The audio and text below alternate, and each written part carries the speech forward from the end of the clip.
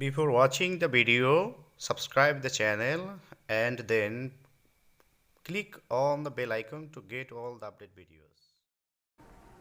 Hello আসসালামু আলাইকুম job LBD চ্যানেলের পক্ষ থেকে সকলকে স্বাগতম। আশা করছি তোমরা সকলে ভালো রয়েছে এবং পড়াশোনা করছো। যারা বিভিন্ন চাকরির পরীক্ষা সহ বিভিন্ন যে বিশ্ববিদ্যালয়ে ভর্তি পরীক্ষার জন্য অপেক্ষা করছো, বাসায় বসে পড়াশোনা করছো এবং বিভিন্ন কোচিং সেন্টারে ঘুরতে ঘুরতে ক্লান্ত হয়েছে, এখন কোচিং সেন্টারগুলো বন্ধ থাকার কারণে এখন বাসায় বসে পড়ার প্রপার গাইডলাইন পাচ্ছ না এবং কোথায় পড়াশোনা করবে, কীভাবে পড়াশোনা করবে সেই বিষয় সম্পর্কে ধারণা পাচ্ছ না। তাদেরকে বলবো তারা এই চ্যানেলের সাথে কানেক্টেড থাকো, এই চ্যানেলটি সাবস্ক্রাইব করে বেল বাটনটি চালু করে রাখো। তাহলে তোমার চাকরি সহ বিশ্ববিদ্যালয়ে ভর্তি পরীক্ষার যত প্রস্তুতির প্রয়োজন হয়, যে ধরনের লেসন তোমার প্রয়োজন হয়, সব এই চ্যানেল থেকেই পেয়ে যাবে। তো এই চ্যানেলে আমি যে ভিডিও লেসনগুলো দিয়ে থাকি সেগুলো মূলত ভর্তি পরীক্ষা, চাকরি পরীক্ষা সহ একাডেমিক বিভিন্ন পরীক্ষার সিলেবাস এর অন্তর্ভুক্ত। সেজন্য এই চ্যানেল থেকে পড়াশোনা করলে তোমাদের সকল পরীক্ষার প্রস্তুতি হয়ে যাবে। তো যারা পরীক্ষা নিয়ে চিন্তিত রয়েছো এবং কীভাবে পড়াশোনা করবে সেই বিষয় নিয়ে চিন্তিত রয়েছো, তাদেরকে বলবো তারা এই চ্যানেলের সাথে থাকো। এই চ্যানেলের সাথে থাকলেই তুমি পরিপূর্ণভাবে নিজেকে তৈরি করতে পারবে। তো আজকে আমি একটি গুরুত্বপূর্ণ লেসন তোমাদের সামনে তৈরি করেছি তোমাদের সাথে শেয়ার করার জন্য, আর সেই লেসনটি এখন তোমাদেরকে দেখাবো এবং বিভিন্ন কৌশলগুলো দেখাবো যে ইংরেজি গ্রামার অংশ থেকে কিভাবে বিভিন্ন পরীক্ষাতে প্রশ্ন আসে, সেখানে কোন কৌশলগুলো, কোন সংক্ষিপ্ত টেকনিকগুলো অবলম্বন করলেই তোমরা পরিপূর্ণ মার্কস পেতে পারো। তো চলো সেই কৌশলগুলো দেখা যাক। তো এখানে আজকে বিষয়টি হচ্ছে কারেকশন অফ ভার্বস, ভার্বের যে সঠিক ব্যবহার, রাইট ফর্ম অফ ভার্বস বলো, যেটিই বলো। বিশ্ববিদ্যালয় ভর্তি পরীক্ষায় এই ধরনের কোশ্চেন আসে এই ধরনের রুলস থেকে। যদি সেখানে বড় বড় সেন্টেন্স থাকে এই জন্য তোমরা সেগুলো বুঝতে পারো না, একটু বড় ডিফিকাল্ট ওয়ার্ড থাকে, তারপরেও সূত্র এগুলোই, এর বাইরে কোনো কিছু করার নেই তাদের। এই জন্য এই সূত্রগুলো দিয়েই কোশ্চেন হয়। শুধু তোমার বুঝতে হবে যে আসল মৌলিক যে সূত্র সেটি কি, মৌলিক গঠনটি তোমার জানা থাকলে যে ধরনের সেন্টেন্স হোক সেগুলো তুমি বুঝতে পারবে। তো এখানে প্রথম যে আমি রুলসটি লিখেছি, আই উইশ বা ফ্রেঞ্চি যদি থাকে তাহলে দ্বিতীয় অংশে সর্বদা যদি বি ভার্ব বসাতে হয়, যদি তোমার কোথাও বি ভার্বের ব্যবহার থাকে সেখানে সবসময় ওয়ার বসবে। যদি বি ভার্বের ব্যবহার না হয়, কোনো মূল ভার্বের ব্যবহার হয়, তাহলে সেখানে ভার্বের পাস্ট ফর্ম বসবে। এই হচ্ছে রুলসটি। তো একটি উদাহরণ দিয়ে আমি দেখাই যে আই উইশ, তারপরে সাবজেক্ট থাকবে আই, যদি বি ভার্বের ব্যবহার হয়, তারপরে বি ভার্ব যখন বসে তখন দ্বিতীয় এর ভার্বের পরে যে শব্দটি থাকে সেটি নাউন অথবা অ্যাডজেক্টিভ থাকে। আই ওয়ার এ টিচার, আমি কল্পনা করি আমি যদি একজন শিক্ষক হতাম। এটি দিয়ে আনরিয়েল পাস্ট বোঝানো হয়, যেটি অতীতে হওয়ার কথা কিন্তু হয়নি, এরকম কোনো অতীত কথাকে নির্দেশ করার জন্য এই সেন্টেন্সগুলো ব্যবহার করা হয়ে থাকে। এই জন্য এগুলোর ক্ষেত্রে এখানে মূল ভার্বের পাস্ট ফর্ম বসে অথবা বি ভার্ব বসে, সেখানে ওয়ার বসে। তো এখানে যদি মূল ভার্ব ব্যবহার করা হয় তাহলে I wish I স্যাং a song, a song, যে আমি কল্পনা করি আমি যদি একটি গান গাইতে পারতাম। তো পারতাম বলতে আমার অতীতে গাওয়ার কথা ছিল কিন্তু আমার গাওয়া হয়নি, এখন সেটি আমি কল্পনা করছি। দেন এই ধরনের সেন্টেন্স দিয়েই পরীক্ষাতে আসে, বিশেষ সহ পরীক্ষাতে আমি দেখেছি এই ধরনের স্ট্রাকচার দিয়ে পরীক্ষাতে আসে। সেখানে বুঝতে সমস্যাটির একটি কারণ অন্যতম, সেটি হচ্ছে চর্চার কম বা চর্চার ঘাটতি থাকা, সেটি একটি কারণ। আর দ্বিতীয় কারণটি হচ্ছে যে মৌলিক যে রুলসটি সেগুলো মনে না থাকা বা ধরতে না পারা। এবার নাম্বার 2 হচ্ছে ইট ইজ হাই টাইম বা ইট ইজ টাইম, এরপরে ইনফিনিটিভ থাকতে পারে অথবা পাস্ট ইনডিফিনিট টেন্স থাকতে পারে। তো আমি এখানে দুটো উদাহরণ দিয়ে দেখাই যে it is high high time, তারপরে পাস্ট ইনডিফিনিট টেন্স হলে অবশ্যই সাবজেক্ট থাকবে, উই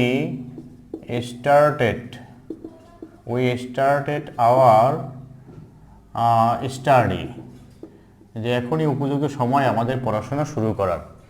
তারপরে it is time to start our study, যে আমাদের পড়াশোনা শুরু করার এখনই সঠিক সময়। এখন ইট ইজ টাইম থাকলে সাধারণত বেশিরভাগ ক্ষেত্রেই ইনফিনিটিভ ইউজ করে করা হয়, আর যদি ইট ইজ হাই টাইম থাকে সেক্ষেত্রে দ্বিতীয় অংশে পাস্ট ইনডিফিনিট টেন্সের প্রয়োগ করে করা হয়। তখনও ইনফিনিটিভ ইউজ করেও করা যেতে পারে যে it is high time to start our study. সেক্ষেত্রে ইট ইজ হাই টাইমের সময় বেশিরভাগ ক্ষেত্রেই অনেক অংশেই যে যেটিকে সঠিক হিসেবে ধরা হয় সেটি হচ্ছে পাস্ট ইনডিফিনিট টেন্স, কিন্তু ইট ইজ টাইমের সময় অধিকাংশ ক্ষেত্রেই ইনফিনিটিভ ইউজ করাটাই কারেক্ট হিসেবে ধরা হয়। তবে উভয়টি এখানে এক্সচেঞ্জ হতে পারে, যে ইনফিনিটিভ ইউজ করেও করা যেতে পারে, আবার পাস্ট ইনডিফিনিট টেন্সও ইউজ করে করা যেতে পারে। সেক্ষেত্রে এখন পরীক্ষা যদি তোমার এমসিকিউ টাইপের কোশ্চেন আসে, তখন তোমাকে চিন্তা করতে হবে যে উভয়টি রয়েছে না যে কোনো একটি রয়েছে। যদি উভয়টি থাকে সেক্ষেত্রে পাস্ট ইনডিফিনিট টেন্সটি হলো বেশি কারেক্ট এবং ইনফিনিটিভ কম কারেক্ট। এটি তোমার মনে রাখতে হবে যে এটি সাই টাইমের সময় অবশ্যই পাস্ট ইনডিফিনিট টেন্সটি দেখতে হবে প্রথমে। যদি পাস্ট ইনডিফিনিট টেন্সটি না থাকে তাহলে ইনফিনিটিভের ইউজ রয়েছে কিনা সেটি দেখতে হবে। দেন নাম্বার 3 হচ্ছে হোয়াইল। হোয়াইলের ঠিক সাথেই যদি ভার্ব থাকে তাহলে সেখানে আইএনজি থাকবে এবং পরবর্তী অংশটি সাধারণত পাস্ট ইনডিফিনিট টেন্স থাকে। তাহলে while walking, walking on the street, on the street I saw my friend, I saw my friend। যখন আমি রাস্তায় হাঁটছিলাম তখন আমি আমার বন্ধুকে দেখেছিলাম। তো এখন এখানে যেহেতু আমরা দেখছি সরাসরি এখানে ভার্ব বসে, এই জন্য এখানে ভার্বের সাথে সরাসরি আইএনজি ফর্ম যুক্ত করা হয়েছে। যদি সরাসরি ভার্ব বসে তাহলে সেখানে অবশ্যই আইএনজি যুক্ত ফর্মটি ইউজ করা হয়। এই ধরনের সেন্টেন্সও বিসিএস পরীক্ষা সহ বিভিন্ন অ্যাডমিশন টেস্ট পরীক্ষাতেও আসে। কিন্তু যদি সাবজেক্ট ইউজ করা হয় তখন সেখানে পাস্ট কন্টিনিউয়াস টেন্স ইউজ করা হবে। যেমন ওই সেন্টেন্সটি যদি আমি এরকম দেখাই, হোয়াইল আই যদি থাকে তখন past continuous tense, that means was বা ওয়ার ব্যবহার করতে হবে, তারপরে মূল ভাবের সাথে ING. While I was walking on the street, on the street, comma I saw my friend. যে যখন আমি রাস্তায় হাঁটছিলাম, আর এখানে হচ্ছে যখন হাঁটছিলাম বা যখন রাস্তায় হাঁটছিলাম আমি আমার বন্ধুকে দেখেছিলাম। এগুলো তোমাদের ট্রান্সলেশন অংশেও আসতে পারে। সেক্ষেত্রে যে অনেক সময় এরকম সেন্টেন্সগুলো ট্রান্সলেশন পার্টেও দেওয়া থাকে। তো হোয়াইল ওয়াকিং যখন হাঁটছি, অন দ্য স্ট্রিট রাস্তায় বা সড়কে যখন রাস্তায় হাঁটছিলাম, আই স মাই ফ্রেন্ড আমি আমার বন্ধুকে দেখছিলাম। আর এখানে এটির অর্থ হবে যখন আমি রাস্তায় হাঁটছিলাম তখন বন্ধুকে দেখেছিলাম। তো আশা করছি বিষয়গুলো তোমরা বুঝতে পারতেছো। যদি বুঝতে না পারো তাহলে অবশ্যই সেগুলোও কমেন্ট করে জানাবে কমেন্ট বক্সে, যাতে কোনো সমস্যা থাকলে সেগুলোর আমি সমাধান করার আবার স্টেপস নিতে পারি। এরপর হচ্ছে নাম্বার 5, হেড ওয়ার্ড অনুসারে ভার্ব বসে। অনেক সময় দেখা যায় সাবজেক্ট অংশে অনেকগুলো শব্দ দেওয়া থাকে, এই ধরনের সেন্টেন্সই বিভিন্ন ভর্তি পরীক্ষাতে আসে।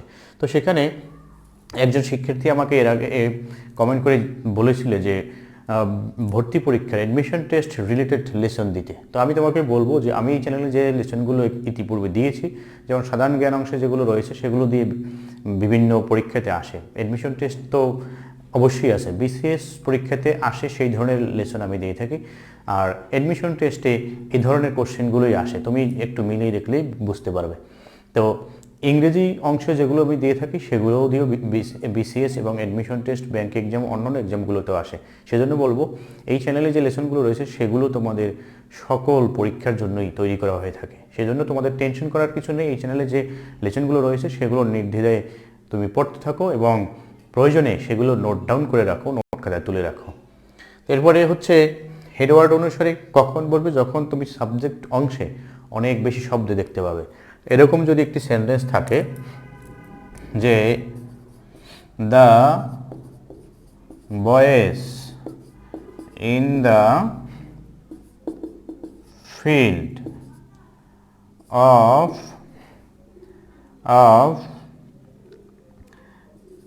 আলতাফ স্কুল, তারপরে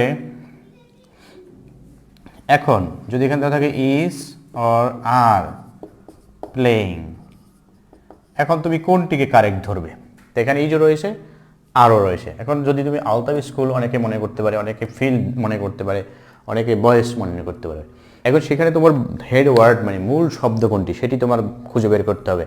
বলা হচ্ছে আলতাফ স্কুলের মাঠে ছেলেরা খেলছে। এখন খেলছে কি স্কুল খেলছে, না মাঠ খেলছে, না ছেলেরা খেলছে, এভাবে তুমি অর্থ অনুযায়ী করতে পারো। আরেকটি হচ্ছে যখন তুমি এভাবে একাধিক শব্দ দেখবে সেক্ষেত্রে প্রথম যে প্রিপোজিশনটি থাকবে সেই প্রথম প্রিপোজিশনটির পূর্বের অংশটি হচ্ছে হেডওয়ার্ড বা মূল শব্দ। তাহলে এখানে রয়েছে বয়েস, সো এখানে একেবারে চোখ বন্ধ করে আর হয়ে যাবে, আর প্লেইং। যদি এখানে বয় থাকতো তাহলে ইজ প্লেইং হতো। এরকম হেডওয়ার্ড অনুযায়ী তোমাকে সেন্টেন্সের ভার্ব কারেক্ট করতে হবে। এই ধরনের সেন্টেন্সগুলোই বেশিরভাগ ক্ষেত্রে ঢাকা ইউনিভার্সিটি, বুয়েট, মেডিকেল, অন্যান্য জায়গার এই অ্যাডমিশন টেস্টগুলোতে এসে থাকে, যেগুলো অনেক বড় সেন্টেন্স। কিন্তু অনেক বড় সেন্টেন্স হলেও রুলসের বাইরে কোনো কিছু করার উপায় নেই। কোশ্চেনে বাহির থেকে আসার কোনো টেকনিক থাকবে না, বা কোনো কোশ্চেন সেট করার ক্ষেত্রে এরকম কোনো রুলসও নেই। তো এরপরে তুমি এই বিষয়টি মনে রাখবে যে যখন সাবজেক্ট অংশে অনেকগুলো অংশ থাকবে, অনেকগুলো ফ্রেজ থাকবে, অনেকগুলো শব্দ থাকবে, সেক্ষেত্রে মূল যে শব্দটি সেটি অনুযায়ী সেক্ষেত্রে দুইভাবে এখানে নির্বাচন করা যাবে। একটি হচ্ছে অর্থ অনুসারে, আর একটি হচ্ছে যদি প্রিপোজিশন থাকে তাহলে ফার্স্ট প্রিপোজিশনের আগের অংশটি হচ্ছে হেডওয়ার্ড বা মূল অংশ। দেন হচ্ছে নাম্বার 6, সিম্পল সেন্টেন্সে ফাইনাইট ভার্ব একটি থাকলে পরের ভার্ব আইএনজি হবে।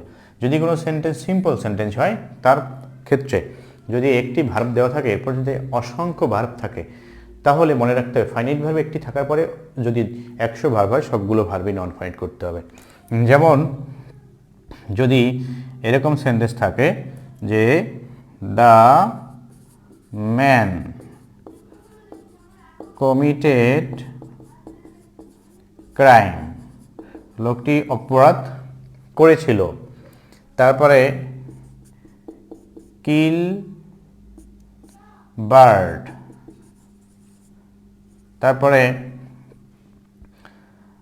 সুইম ইন দ্য সি, সমুদ্রে সাঁতাররত পাখিকে হত্যা করে লোকটি অপরাধ করেছিল। তাহলে এখানে তুমি দেখতে পাচ্ছ কোথাও কোনো কনজাংশন ইউজ করা হয়নি, ইভেন কোনো কমাও এখানে ইউজ করা হয়নি। সো এই অংশটিতে একটি ফাইনাইট ভার্ব, সেটি হচ্ছে কমিটেড, অপরাধ করেছিল। এরপরে এখানে দুটো ভার্ব রয়েছে, দুটো ভার্বই নন ফাইনাইট করতে হবে। যদি এখন 10টা ভার্ব থাকে 10টা ভার্বকেই নন ফাইনাইট করতে হবে সিম্পল সেন্টেন্সে বেলায়। তাহলে এখন নন ফাইনাইট আমরা 3ভাবে করতে পারি। একটি হচ্ছে ইনফিনিটিভ ইউজ করে, যদি উদ্দেশ্য বোঝে তাহলে আমরা ইনফিনিটিভ, দ্যাট মিনস ওই ভার্বটির পূর্বে টু ব্যবহার করে ভার্বটি ঠিক রাখবো। আর হচ্ছে যদি চলতি কোনো কাজ বোঝায় সেক্ষেত্রে আমরা পার্টিসিপল, দ্যাট মিনস আইনজি যুক্ত করে দেবো।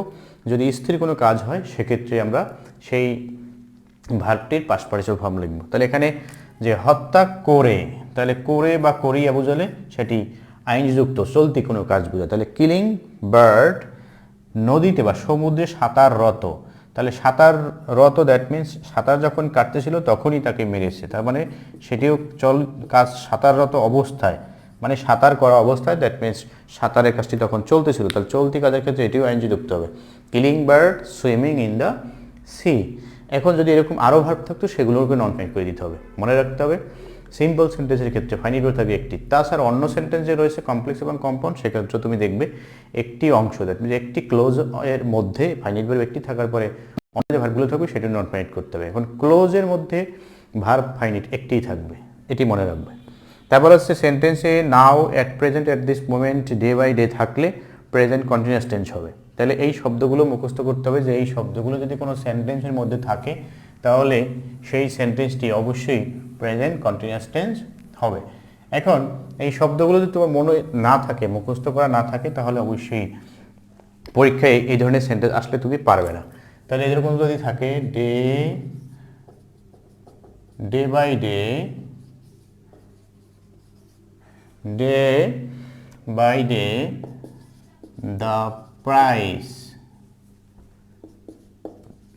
the price of daily necessities, মানে দৈনন্দিন প্রয়োজনীয় দ্রব্যের প্রাইস, দাম, is or are increasing। এখন এটি প্রেজেন্ট কন্টিনিউয়াস টেন্স হবে, সেটি শিওর। তারপরে এরকম কারেকশন আকারে থাকতে পারে, যেটি একটু আগে আমি দেখিয়েছিলাম। এখন এখানে বলা হচ্ছে দৈনন্দিন জিনিসপত্রের দাম বৃদ্ধি পেয়েছে, তাহলে দাম বৃদ্ধি পেয়েছে না জিনিসপত্র বৃদ্ধি হয়েছে, তাহলে অবশ্যই এখানে দাম, এটি হলো হেডওয়ার্ড, সেই অনুযায়ী ভার্ব বসবে, প্রাইস হচ্ছে সিঙ্গুলার, তাহলে ইজ ইনক্রিজিং। তাহলে প্রেজেন্ট কন্টিনিউয়াস টেন্স হবে, কেন ডে বাই ডে রয়েছে এই জন্য। এবং এখানে অক্সিলিয়ারি ভার্ব, মূল যে ভার্বটি এখানে কোনটি বসবে অক্সিলিয়ারি ভার্ব হেডওয়ার্ড অনুযায়ী, তাহলে হেডওয়ার্ড হচ্ছে প্রাইস, সেজন্য ওখানে ইজ বসবে। এরপরে আরও যে রুলসগুলো থাকতে পারে সেটি হচ্ছে দেয়ারের পর এখানে যে ভার্বটি বসবে সেই ভার্বটি পরবর্তী যে নাউন থাকবে বা প্রোনাউন সেটি নাম্বার ও পার্সন অনুসারে বসবে। যেমন এরকম যদি থাকে there is a school in this village. তাহলে এখানে পরের নাউনটি হচ্ছে এ স্কুল। এ স্কুল হচ্ছে সিঙ্গুলার, তাহলে এখানে সিঙ্গুলার ভার্ব ব্যবহার করতে হবে। যদি দেওয়া থাকে there are many boys, there are many boys in the field, তাহলে এখানে বয়েজ মেনি বয়েজ প্লুরাল, এই জন্য এখানে ভার্ব প্লুরাল হয়েছে, আর হয়েছে। এটি একটি রুলস। তারপরে আরও যে রুলস হতে পারে, যেমন এরকম দিয়ে পরীক্ষায় আসে, একক সংখ্যা বা দূরত্ব সাবজেক্ট হলে ভার্ব সিঙ্গুলার হবে, ভার্ব হবে সিঙ্গুলার। যদি এরকম থাকে 10 মাইলস, এখন এখানে ইজ হবে না আর হবে, এ লং ডিস্টেন্স, 10 মাইল একটি দীর্ঘ দূরত্ব। তাহলে 10 মাইলস, অনেকে মনে করবে এখানে মাইলস রয়েছে প্লুরাল, তাহলে সেক্ষেত্রে প্লুরাল ভার্ব হিসেবে ধরবে, কিন্তু মনে রাখতে হবে 10 মাইলস অবশ্যই একটি একক দূরত্ব, সেক্ষেত্রে এখানে ভার্বটি সিঙ্গুলার হবে, ইজ হবে। এই ছোট ছোট রুলসগুলো দিয়েই পরীক্ষাতে আসে, তবে সেখানে তোমাদের না পারার বা ব্যর্থ হওয়ার একটি অন্যতম কারণ হচ্ছে যে এগুলো মনে রাখতে না পারা। এবারে তো কোনো সেন্টেন্সের মধ্যে তুমি ইয়েট দেখো, জাস্ট নাও দেখো, তারপর হচ্ছে এবারে নেভার, অলরেডি, এগুলো মনে রাখতে হবে।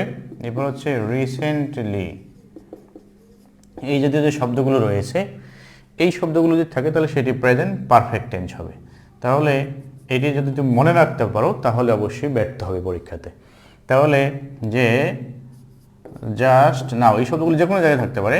Just now he leave the place, just now এই মাত্র সে স্থানটি ত্যাগ করেছে। তাহলে এই যে জাস্ট নাও রয়েছে, তাহলে এটি তুমি প্রেজেন্ট পারফেক্ট টেন্স অনুযায়ী করবে। এখন সেটি অ্যাক্টিভ ভয়েস হতে পারে, প্যাসিভ ভয়েস হতে পারে। অ্যাক্টিভ ভয়েস হলে শুধু হ্যাভ বা হ্যাজ বসাবে, থার্ড পারসন সিঙ্গুলার যদি সাবজেক্ট হয় তাহলে হ্যাজ বসাতে হবে।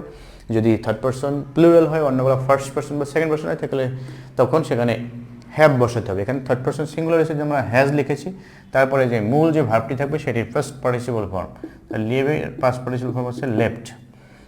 Just now he has left the place, এই মাত্র সে স্থানটি ত্যাগ করেছে। তো এই যে আমি 10টি রুলস এখানে আজকে দেখিয়েছি, তো আশা করছি এই 10টি রুলস তোমরা মনে রাখতে পারলে। এগুলো ধারাবাহিকভাবে এর আগেও আমি কতগুলো রুলস এই চ্যানেলে দিয়েছি, সেগুলো তোমরা পড়বে। আজকে এই 10টি দিয়ে আমি এখানে শেষ করব, এবং এই 10টি রুলসের মাধ্যমে এখানে যদি তোমাদের বুঝতে কোনো সমস্যা থাকে সেগুলো আমাকে কমেন্ট করে জানাবে। আর এই যে রুলসগুলো আমি আলোচনা করেছি, এগুলো দিয়ে বিগত দিনে বিভিন্ন পরীক্ষাতে আসছে আমি দেখেছি, সেই জন্য এই রুলসগুলো নিয়ে আমি বেশি আলোচনা করছি। আশা করছি আজকে লেসনটি তোমাদের অনেক বেশি ভালো লাগবে এবং বেশি উপকৃত হবে। ভালো লাগলে অবশ্যই লাইক করবে এবং অন্যদের সাথে শেয়ার করবে। এই রুলসগুলো প্রয়োজনে নোট করে রাখবে এবং বেশি বেশি পড়ার চেষ্টা করবে। বিভিন্ন বইতে রুলসগুলো রয়েছে, তবে এই যখন তুমি ভিডিও আকারে দেখবে সেগুলো বেশি তোমার মেমোরিতে ক্যাচ করবে। সেজন্য এই ভিডিও লেসনগুলো থেকে শিক্ষণীয় যে চ্যানেলগুলো রয়েছে সেগুলো থেকে পড়াশোনা করবে। ফানি বা অন্যান্য যে চ্যানেলগুলো রয়েছে তার চেয়ে বেশি এই চ্যানেলগুলো বেশি সাবস্ক্রাইব করে এগুলোর সাথে থাকবে বেশি, কারণ হচ্ছে এগুলোই হচ্ছে তোমার ভবিষ্যতের পাথেয়, ভবিষ্যতের পথ নির্দেশক, গাইডলাইন। সো আমি আশা করি সকলেই চ্যানেলের সাথে রয়েছে এবং এই চ্যানেলের ভিডিওগুলো থেকে পড়াশোনা করছো। তো আজকে এখানে শেষ করছি। পরবর্তী ইম্পর্টেন্ট কোনো লেসন নিয়ে হাজির হওয়া না পর্যন্ত সকলে ভালো থাকো, সুস্থ থাকো, চ্যানেলের সাথেই থাকো। Thanks to all. আল্লাহ হাফেজ।